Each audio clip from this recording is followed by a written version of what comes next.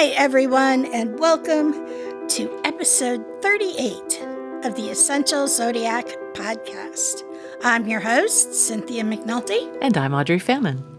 Today, we're going to talk about the full moon in Capricorn. But first, I wanted to mention that Essential Apothecary is up and running. Yay! Woo! Yes. Right now, I have chakra essential oils and zodiac intention bottles, and they're all created by yours truly. You can find the link on my welcome page of my website, and you'll see it right there, Essential Apothecary. And last, but certainly not least, and this surprised me, I was not paying attention, Essential Zodiac will be celebrating 10 years of explaining our crazy universe to all of you in August. That's amazing. Congratulations. Thank you. I was checking something and I saw my incorporation date, which I use for Essential Zodiac, and it's 10 years. I remember when you were just getting it started. Yeah, That's right? fantastic. I mean, you were with me, Audrey, from the very beginning. From the very beginning, Audrey was with me. And so what I'd like to do for everybody, because without your wonderful support and all your encouragement out there, Essential Zodiac would not make it to 10 years. So as a thank you, for the entire month of August, everything I offer will be discounted 10%. There will also be specials throughout the month of August, so you'll want to check my website and check Essential Zodiac's Facebook page for updates. So keep a lookout for that. But yes, it's been very exciting. So now, on July 3rd, we welcome a strong, grounded, and abundant full moon in Capricorn. Now, you're probably thinking, why abundant? Cindy, isn't Capricorn ruled by Saturn? Isn't Capricorn known for being cautious and a realistic sign? It's not exactly prone to bursts of expansion. Well, the reason of this is because of our expansive planet Jupiter. The archetype of growth and generosity, it's angled to this full moon via a flowing, easy trine aspect. And what a trine is, it's like a triangle. And it's the mathematical distance between the planets, and this particular configuration is how they act together in a trine. It's always beneficial.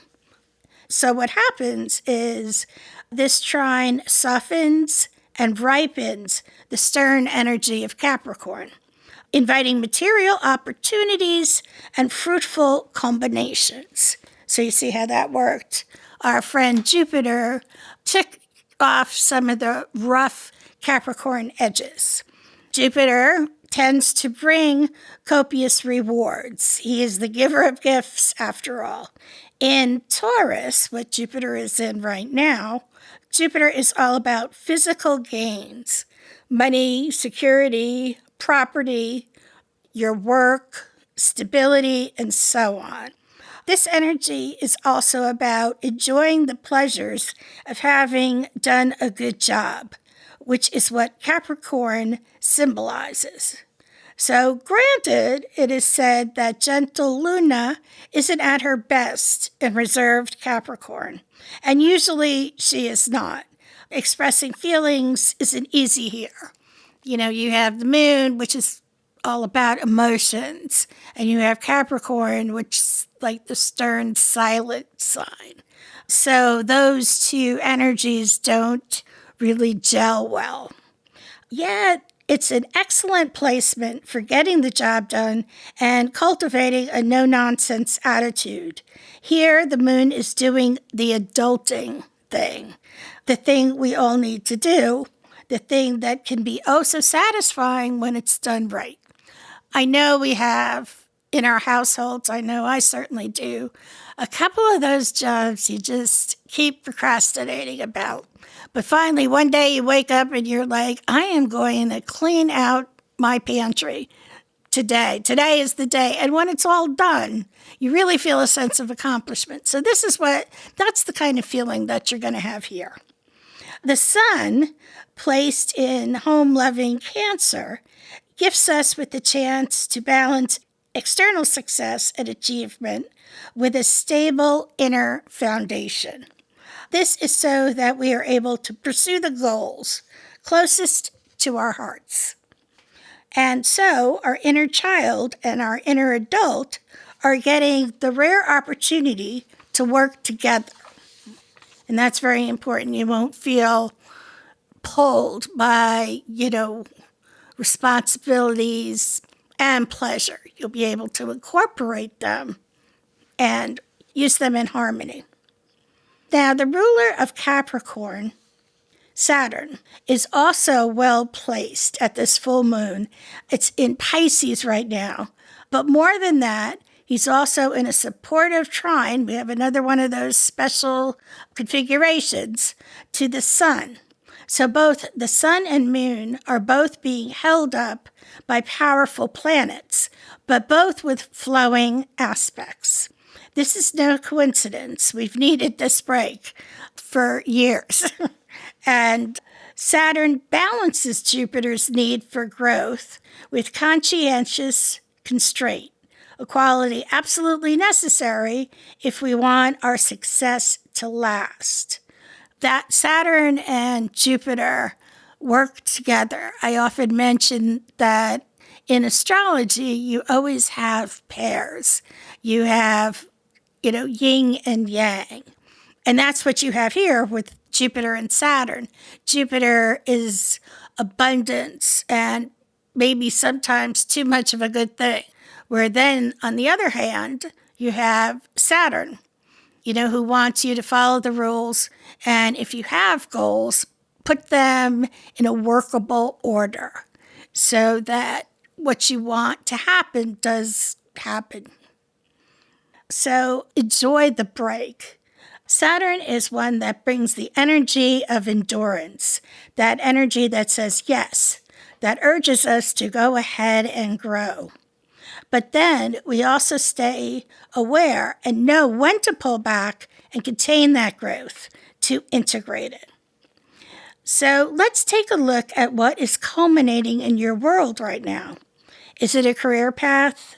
Which is very likely under the auspices of professional Capricorn? Or is it a more personal goal that you're seeing completed at long last? So where is the magic unfolding for you? And how can you make sure it lasts? What structures can you put into place right now where you can meet the needs of your inner child for safety and security while honoring your inner adult's desire for purpose and fulfillment? The full moon isn't one in which these questions are hard to answer. In fact, the less effort we try to make, the more we allow the universe to show us the greater extent what we need, want, and deserving of in the very best sense. Now, here are a few things to try during this full moon, help you, manifest that energy. So first, meet friends for an outdoor farm-to-table meal or wander through a farmer's market and select ingredients for a healthy meal. And that would be fun, having the weather's beautiful now, set up a table outside, have everybody bring, a seasonal appropriate dish and, just eat, drink, and be merry, take advantage of the beautiful weather. Make a mid-year resolution. The goal-oriented Capricorn full moon falls close to the year's halfway point. We don't just have to make our wishes and our goals in either January or March, in the spring or the end of winter. We can really do them at any time. And, right now, you're looking at the halfway point. If you've already accomplished some things that you set in the spring or even previously, previous years, now's a chance to look at things and maybe pick up something that you had to put aside and recommit to your New Year's resolutions or revise them to fit with a path you wound up taking. Maybe you had planned on taking a class or going back to school, and that can't happen right now. Or instead of going full-time, you adjust your goals and go part-time or take a class, one class at a time until you accomplish what you want to. So the idea here is always remember to be flexible. And then finally, plant something, be it a second crop of kale for your garden or some bright blooms for your window box. This earthy full moon loves all things green. So those are some suggestions for enjoying the full moon. That ends today's episode.